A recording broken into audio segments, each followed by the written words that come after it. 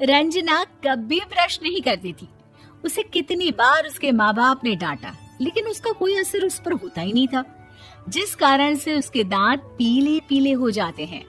शादी के बाद अरे बहू, वैसे तो तुझ में कोई कमी नहीं है, पर तेरे दांत दांत इतने पीले कैसे हैं बेटा? कैसे मतलब? कोई सर्जरी थोड़ी ना कराइए। वो तो क्या नाम, मैं ब्रश नहीं करती थी तो पीले हो गए। अब क्या करूं? आप कहे तो लाल करवा लूं या फिर काले? यार ये क्या है, क्यों माँ से लड़ रही हो? लड़ रही हूँ?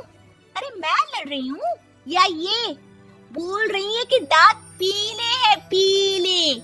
अरे तपस्या थोड़ी ना की है इन्हें पीले करने के लिए। बकायदा ब्रश नहीं किया है 20 साल तक, तब जाकर। छी, कैसी बात कर रही हो? ये उस वक्त तो पीले नहीं थे जब हम लोग तुम्हें देखने आए थे। अरे तब साफ करवा लिया होगा डेंटिस्ट के पास जाकर। अब देखो कैसे पीले पीले लग रहे हैं। रंजना सास की तरफ गुस्से से देखती है। फिर शुरू हो गई पीले पीले पीले। अरे पीले तो तब भी थे जब मेरे हाथ का रसगुल्ला उड़ा उड़ा कर खा रही थी और बोल रही थी, लड़की नहीं गुणों का खजाना दे रहे भाई साहब आप। खैर, अब वो लोग करते भी तो क्या करते, पीले दांत वाली बहू पल्ले पड़ी थी तो झेलना तो था ही। एक दिन कीर्तन में रंजना गाना गा रही थी।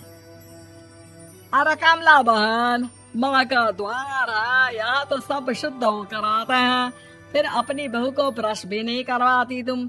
दूर से पीले पीले दांत भक्ति में बाधा उत्पन्न कर रहे हैं। अरे कोई 2 साल के बच्चे थोड़ी ना लेकर आई हूँ मैं बहू बनाकर। अच्छी खासी लड़की है, अरे कैसे करवाऊं ब्रश? ये तो उसे खुद करना चाहिए ना। अब माँ बाप तो इसके जैसे तैसे निपटा दिए, ये नहीं सोचा कि सास कैसे संभालेगी। सास बहू को लेकर घर आ जाती है, लेकिन सोच लेती है कि अब इसे लेकर कहीं नहीं जाएगी।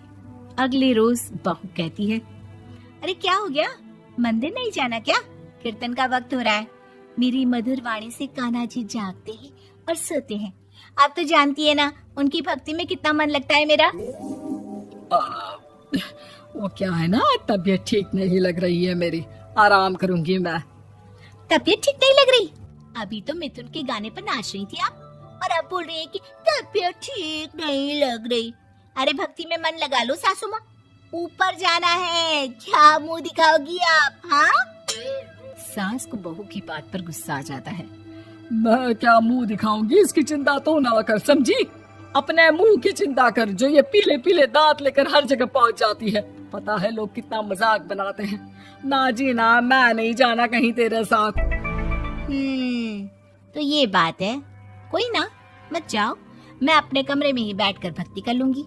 ऊपर वाला दांत थोड़ी ना देखता है, मन देखता है, भावना देखता है।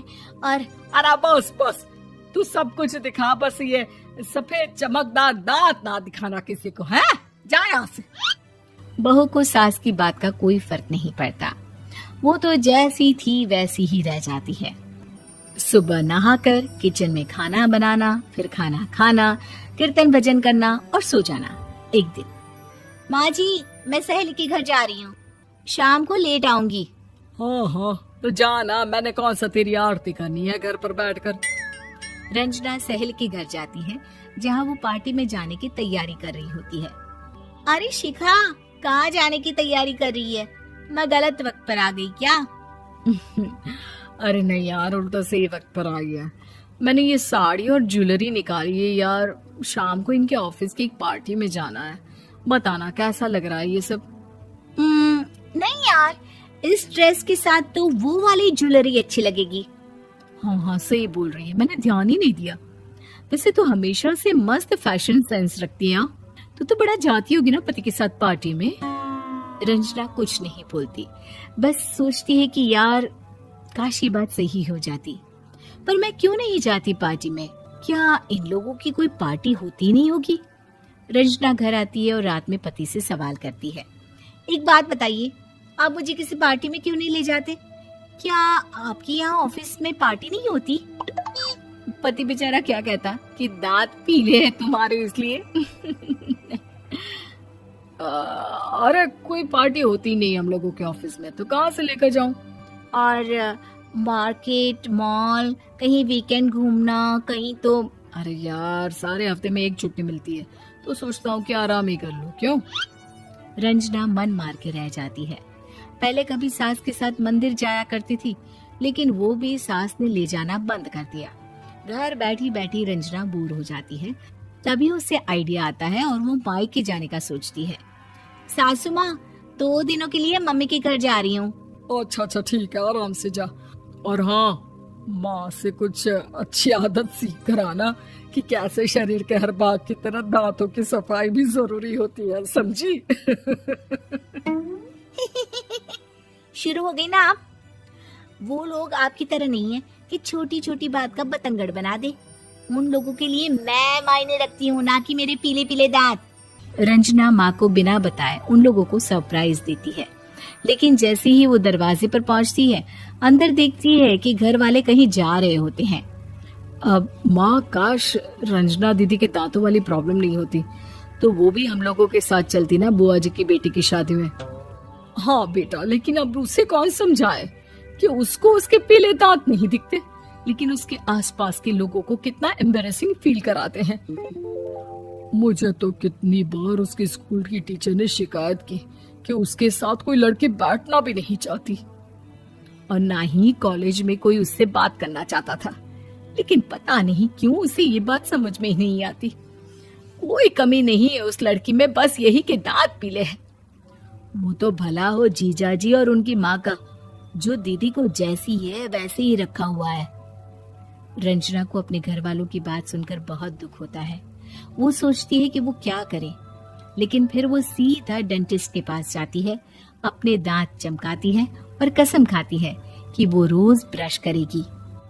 अरे क्या हो गया? तुम तो 2 दिनों के लिए गई थी ना, पर कोई ना, अच्छा है, चलो आ गई तो। रंजना सास के सामने आकर खड़ी हो जाती है और पूरी स्माइल करती है, उसके चमकदार दांतों को दिखाती हुई। चले मंदिर। माँ, मुझे माफ कर दीजिए, मैंने आप लोगों को बहुत एम्बैरेसिंग फील करवाया। मैं आज से रोज ब्रश करूंगी।